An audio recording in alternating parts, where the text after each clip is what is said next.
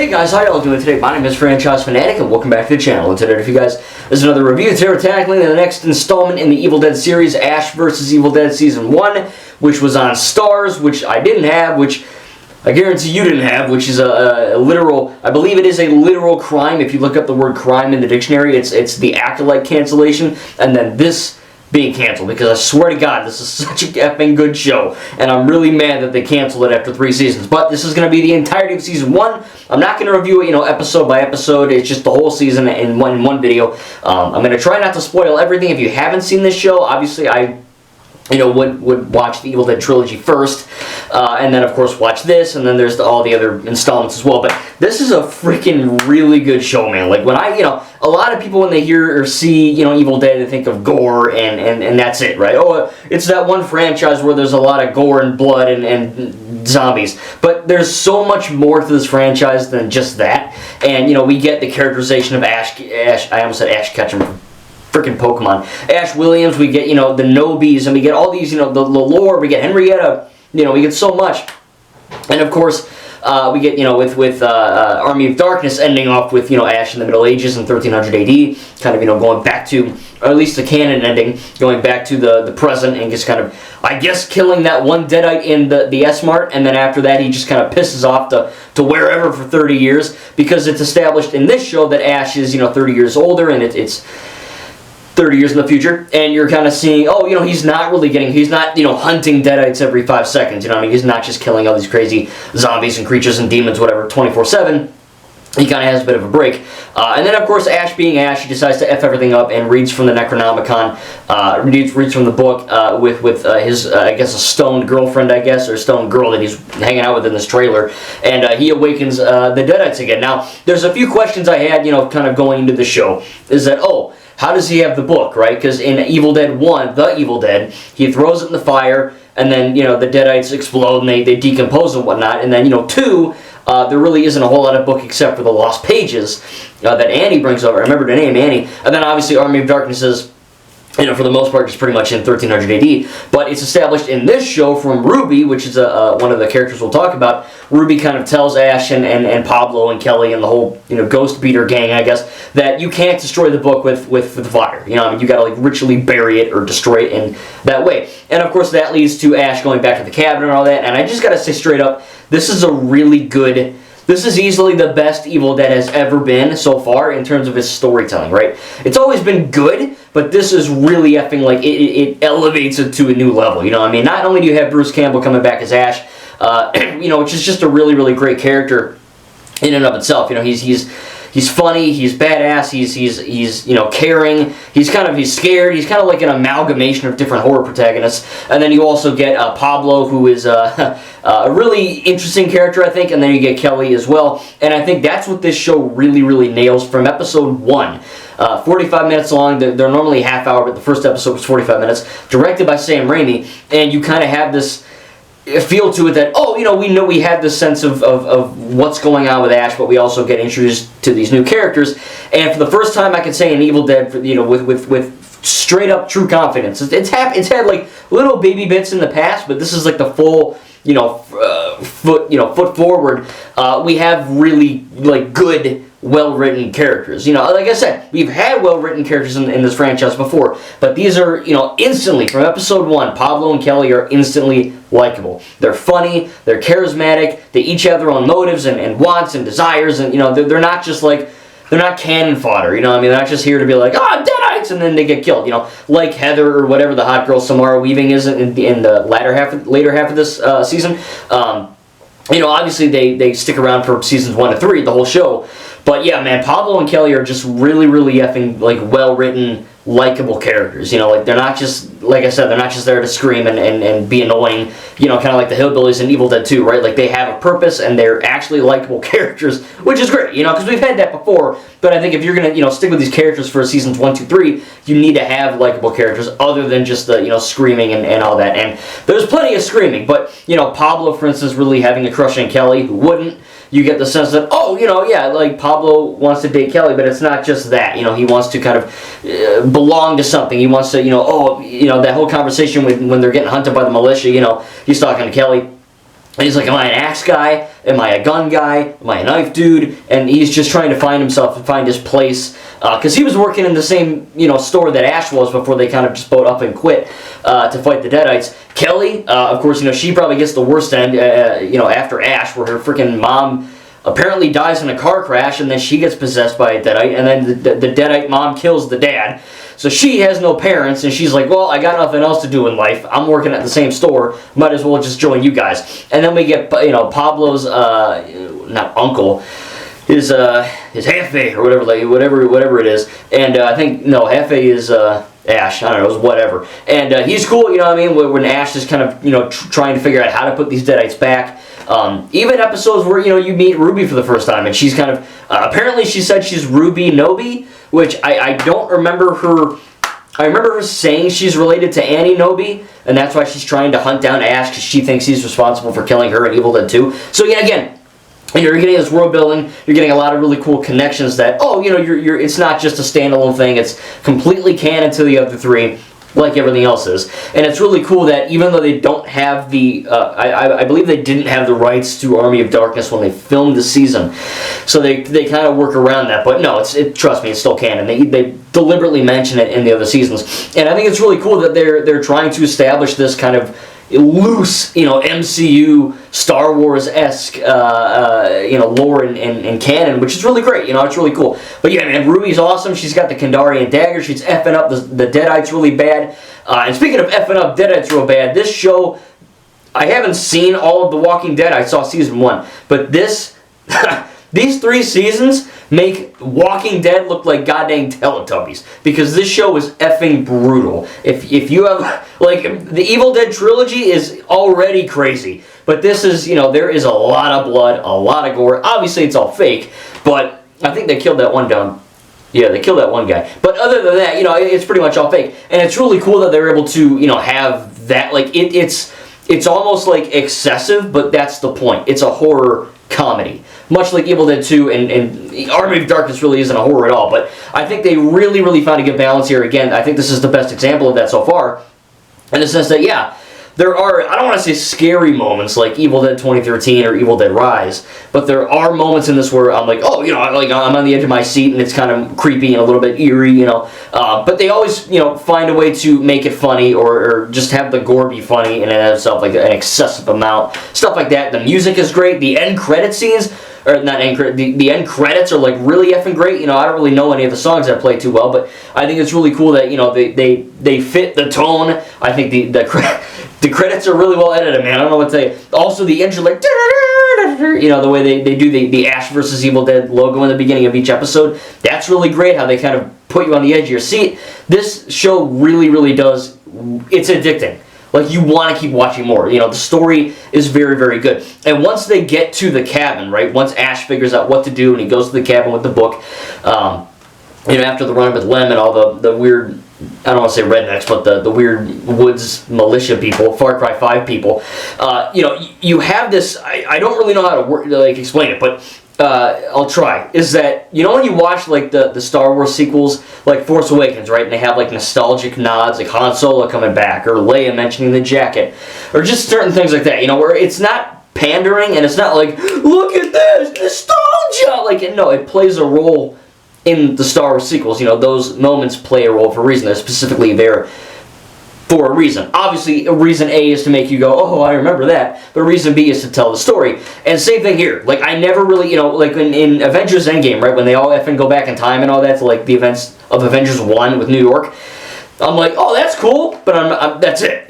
This, for some reason, I genuinely felt like nostalgia, like my heartstrings are being pulled. It feels really effing weird. But when they go back to that cabin and you see Ash's, Adam's family ass looking hand walk toward the cabin, and you see, Ash kind of getting scared, and he's, remembering the shit that happened to him, and he's getting these flashbacks of Cheryl and events from Evil Dead 1 and 2, at this cabin. He's not only, getting PTSD in a way, he meets his girlfriend that he kind of strung up and cut her head with the chainsaw. I mean, there's a lot of really good callbacks where, yeah, they blatantly effing play very quick snippets of the movies, but that is to tell the audience and, of course, Ash, stuff happens. You look at the Rise of Skywalker, right, where Rey and Kylo before they fight on Kef Bur, with the Death Star 2 ruins, where Rey's kind of, climbing that thing, and she sees the Palpatine's throne from the Death Star 2 from Return of the Jedi, and you hear that, that Return of the Jedi-esque music when she sees the throne.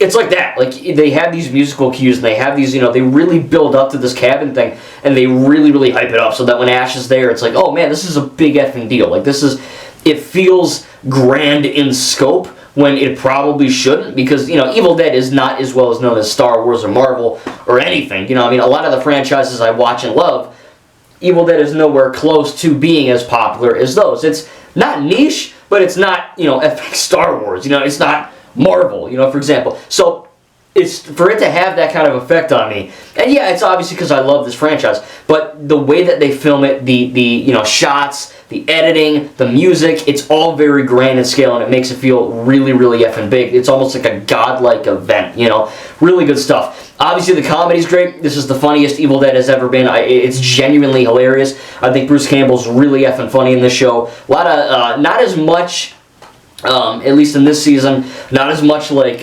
practical Tom and Jerry Army of Darkness-esque jokes. They're more like, word jokes in this, but I think it really is funny. I think they really, really nailed the humor for Ash. And Pablo and Kelly are funny as well. They both have their own sense of humor, and again, they each have their own, reasons of being there. The first 5 episodes and, both of these discs, which is really great. I think it really, it's weird, right? Because, like, there's F-words, and there's sex jokes, and there's horrific violence and extreme gore. But whenever they somehow find the balance between that and Ash making, like, a lighthearted, like, G-rated, kid-friendly joke, where it doesn't involve a swear word or a sex thing. It's just an all-around funny joke. And for some reason that, like, it balances it out. You know what I mean? Like, I don't get sick watching movies because I know they're all fake, but people that would easily get kind of sick and, maybe, like, don't have a strong stomach, for example, I don't know if they'd be able to watch it, but I think it would be able to, when you're watching, you'd be like, ooh, that's really gross, and then there's a joke, and you're like, oh, this is funny, and then there's, like, a lot of lore, like Ruby, for example, being a dark one. Literally, Ruby is the one that effing wrote the Necronomicon Ex Mortis. She's the one that wrote the Book of the Dead, That's some cool stuff. You get the cop, Amanda, I believe, what's her name? Amanda Fisher, and obviously, she stuff happens to her in season 1, but I think, she's also a well-written character, right? She's just a cop, and she's trying to also kind of, blame Ash and kind of arrest him for all these heinous things that she hears is going on, and then, of course, she gets sucked into the world of killing Deadites as well, and I think that, by the end of the season, there's a really good kind of team of what they call ghost beaters, and I think it's a really interesting mashup where you can have, this really crazy gore and really, really good lore. That didn't mean to rhyme. Just happens all the time. But you also get really interesting moments where, oh, Ash's hand is there, and oh, there's the Kandarian dagger, and oh, there's this, it's like building upon the lore of the universe that we already love in really unique ways. You see Ash's hand literally effing grow like a freaking like another Ash clone. And we saw that in Army of Darkness, but the CGI has gotten better, and the editing techniques have gotten better in 2018, 2015 maybe? I don't know when this came out. But, it's obviously better in terms of pretty much every aspect of filmmaking, so it looks better. And I think that's also really cool. I think that the cliffhangers are great. I think that the CGI is good. When Pablo is the Necronomicon's face, the book face is like on him, and he's effing literally birthing these demons through his mouth, and you see Ruby kind of using the Necronomicon to, like, basically have these Dark One babies. It sounds really, you don't know what the hell I'm talking. If you haven't seen this, you don't know what I'm talking about. I'm not on crack. It's a real thing on the show, okay? And Ruby is kind of like, oh, hey, I want to not really be evil, but I also kind of want to keep the Deadites, right, in check. So Ash is like, okay, I want to get rid of this, pretend this is the book. I want to get rid of this effing book. Like, I'm done. I don't want any more to do with Deadites. I'm done. And then the book literally talks and, kind of gives Ash a whole nother layer of characterization, right? Like, in one episode, where the book is like, hey, in the, crazy voice, he's like, Ash, I'm paraphrasing, but the book is talking to Ash, and he's like, hey, if you destroy me, right, if you bury me, if you ritually destroy me, whatever, if you get rid of me and the Deadites, Ash Williams, you have no effing meaning. You literally have a chainsaw for a hand and a shotgun, and like, what else are you gonna do? You know what I mean? The book is like, you can't run for president, you can't do this, you can't live in Jacksonville, you're a freaking loser. And yeah, that's the point. Ash Williams, ever since The Evil Dead 1, has been a loser. That's him. He's literally a loner and a loser. And throughout, you know, these movies and the show, the Deadites give Ash meaning, and they give him a reason to not live, but a reason to, you know, exist in a way. It's not like he'd kill himself, but you know what I mean. They give his life purpose and meaning, and I think that's really interesting. Where the Deadites are like, yeah, dude, if you get rid of me, you're back to being a freaking loser.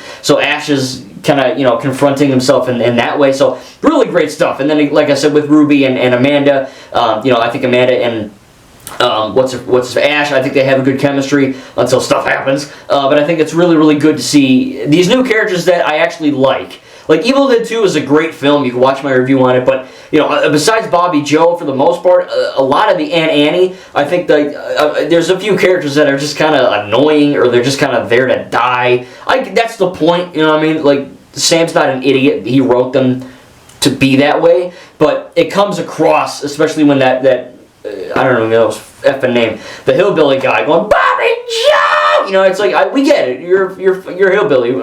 We understand, you know what I mean? So I think it's a little bit too in your face. But in this, I think that, you know, literally every single character, even the guy that, Lionel or whatever, the freaking dude that looks like Kirby Morrow from Ninjago, it looks like he's reading the book. Even he's a cool character, you know what I mean? He's kind of like, oh, I've been studying evil my whole life, and I get to read this book, and he opens it, and of course bad things happen. But it's cool, man. It's really awesome to go from, you know, episode 1 El Jefe, where you kind of see everything happen, to the dark one, and you see, you know, Ruby kind of take control, and she's like, hey, Ash, make this deal, and I'll give you what you want. I'll free Pablo and Kelly, and you can kind of live your life in Jacksonville, Florida, and do whatever you want. And Ash is like, being Ash, right? Shoot, first thing never. He's like, okay, cool. And he takes the deal, and the season literally ends on a cliffhanger. I guess a sinkhole ender, I guess, because, you know, Ash is driving away. He knows he effed up, but he's being oblivious. He's like, oh, it's going to be fine. Don't worry about it. And, you know, it really does leave off for a really good, you know, entry point into Season 2, which, you know, I watched 5 in one day and 6 through 10 the next, so we'll have to see with homework. But I finished this one relatively quick, which is nice. But yeah, man, I can't wait to dive into Season 2. This is genuinely one of the best shows I've ever seen. You know, obviously I love like Ninjago and all the Star Wars shows and all that, you know. But I mean, this is regular show Adventure Time, Gravity Falls. But like this is up there, man. Like, this is a very, very well-made show. If you love Evil Dead, or if you love horror and you haven't seen this because you never effing heard of Stars, like no one ever, I think you know, you can find these on Blu-ray pretty cheap. You can find the whole 3 season, I think. But overall, my only, you know, real weakness, or not weakness, my only real negative of this show so far would have to be the CGI. It's not bad, but, you know, going from extreme practical effects and a stop motion to, you know, some practical effects, obviously, and you know, CGI. I think there's a good balance. You know, there's a scene where Ruby's kind of fighting this Deadite, like a charred Deadite, like it throws her on the fire, and she's kind of like worming it around. I think that looks okay. You know, Ash's hand looks fine, but there are some moments that look a little bit ropey. You know, some backgrounds that are a bit wonky when Amanda and Ruby are in the, you know, her red car. You know, it looks like shit. So that, you know, there's some, obviously this is not getting the Marvel, Star Wars, DC budget. It's Evil Dead, so the budget ain't there. But, you know, there are ways to make a good-looking movie with $0, right? Hell, Sam Raimi did it with the first Evil Dead. You know, it doesn't hold up amazingly, but it still holds up. And I think that, you know, there could have been other ways to make it not look as bad. Again, I'm being nitpicky when I'm watching it. I'm into it. It's fine. You know, there's a few moments that, like I said, the CGI-wise, either a CG person or a CG background or whatever, it looks a little bit wonky. You know, a lot of the blood is practical, not real blood, but, you know, fake blood. And at least I think, I hope. But when there is CGI blood, like squibs sometimes and all that, you know, it looks a little bit wonky. So that's really my only nitpick. You know, I mean, I don't remember the CGI being that bad in Season 2. You know, obviously I'll get to that when I review it. But I think so far, man, this season, it builds on the first 3 movies in a really great way. It's very funny, very violent, very, again, I'm not some kind of weird masochist killer, but that's what you expect when you watch Evil Dead. It's not violent in the terms of, like, oh my god, this is like really distressing. It's like, if I can say it's a fun violent, you know what I mean? Like, they put music to it, or, I mean, they're killing zombies, you know what I mean? They're not like murdering regular people. But yeah, there is some definite gore in there, which you gotta watch out for. But, or other than that, man, it is genuinely funny. It looks really great for the most part. I love the lore that they're expanding upon. I love the writing. I love the characters. I think that it, you know, leads off in every episode. You genuinely want to know what happens next. And I think it's a really good example of how to build on this franchise in a fun way, where it doesn't feel, you know, Evil Dead 2013 feels like a reboot. It's not. It's objectively not a reboot. It's a sequel. And we'll get to that, but I think that, you know, as of right now, this feels like a direct sequel, because it is, but it feels like that, which is really great, you know what I mean? They're not trying to be like, oh, you know, there's a retcon, and there's this, you know, nothing, as I said in the first video I ever made on this franchise, nothing is retcon, everything is connected to each other, and apparently Drag Me to Hell is as well. It's not Sam Raimi, it's, or no, it is Sam Raimi, it's just, it's not, you know, called Evil Dead, but Drag Me to Hell is canon, which I gotta get that one too on Blu-ray, but that's another video. But I genuinely love this season. I think it's really, really strong. As I said, a few, you know, minor CGI complaints and all that, but the pacing is great, the editing is great, the music is great. I love the credits. I love the opening credits, the you know, the acting, the writing. I mean, it's a very, very, very strong first season, and genuinely, every time an episode ends, even though I know what happens, I'm like, oh, I literally go to the next one, you know what I mean? Like, you really want to find out what happens next, and you really want to keep going. As soon as I finished Season 1, man, I immediately watched the trailer for Season 2. Like, this is one of the most addicting shows I've ever seen. If you haven't seen it, I highly recommend it. It's probably on Starz, it might be on Netflix, or you can get it on Blu-ray, like I said, like I did, pretty cheap, not too crazy.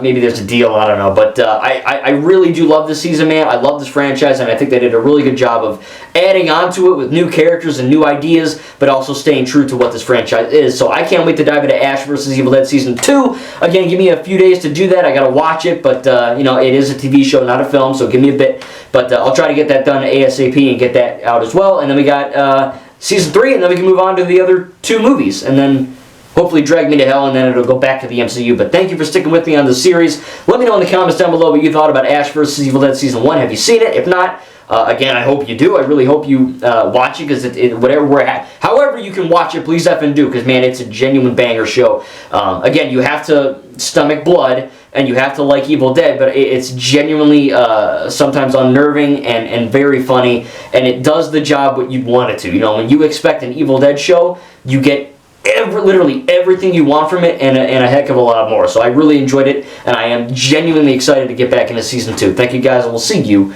in the next video.